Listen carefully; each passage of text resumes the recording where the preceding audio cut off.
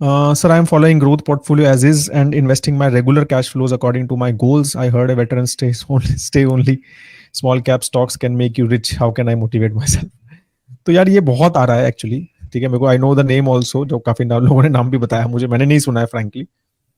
ठीक है, तो ये दिस इज अ टिपिकल एक रीसेंसी बायस को खेलने वाली बात है. मतलब एवरीवन नोज कि small and mid cap has done phenomenally well in last 3-4 months and overall 1 year के रिटर्न्स बहुत अच्छे दिख रहे हैं.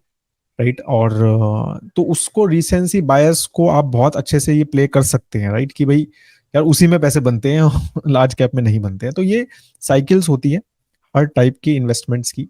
Large caps has also done very well. ठीक है, मतलब ऐसा नहीं है कि लार्ज कैप्स में पैसा नहीं बना है.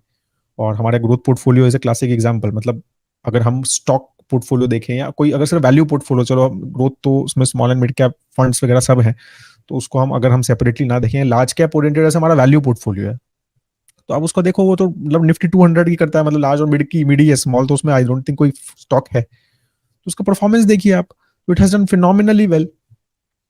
ठीक है ना. तो ये सारी चीजें जो होती है ना, ये थोड़ा सा रिसेंसी बायस को एक टैप करने की कोशिश करके इस तरह की इंफॉर्मेशन लोग जो है पास आउट करते हैं, which I think should not be done.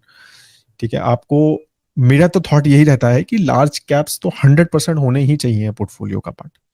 ठीक है, मतलब क्योंकि they provide the stability also and they are the India top biggest companies. Right, they have the biggest cash flows, तो they will grow well also with India. तो मुझे तो नहीं लगता है कि, मतलब मेरा पर्सनल ओपिनियन मोस्टली ये रहता है, and sometimes Parimal is has a different opinion, but मेरा पर्सनल ओपिनियन बहुत ज्यादा ये रहता है कि हर पोर्टफोलियो में एक लार्ज कैप एलोकेशन अच्छा खासा रहना चाहिए, चाहे कितना ही एग्रेसिव इन्वेस्टर हो. मतलब आई नेवर हैव सजेस्टेड, मतलब मैंने शायद 700-800 फाइनेंशियल प्लान्स बनाए होंगे लास्ट 3-4 साल में. ठीक है, तो आई हैव नेवर सजेस्टेड कि आप जो है सिर्फ small and mid cap base portfolio है. मतलब हमारा जो small and mid cap portfolio भी है, मॉडल पोर्टफोलियो, आप सब्सक्राइबर है शिशु दास जी, उसको भी आपने कभी हमने नहीं देखा होगा कि किसी ने बोला है कि यार मैं small and mid cap follow करता हूँ, that's it, I don't follow anything. We never say, नहीं नहीं ऐसा नहीं है. Small and mid cap follow तब करो जब लार्ज कैप एलोकेशन अच्छा खासा है.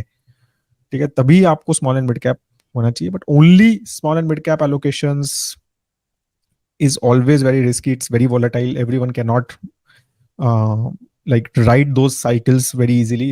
It requires lot of patience, lot of behavior patience. तो वो सब चीजें इन्वॉल्व रहती हैं.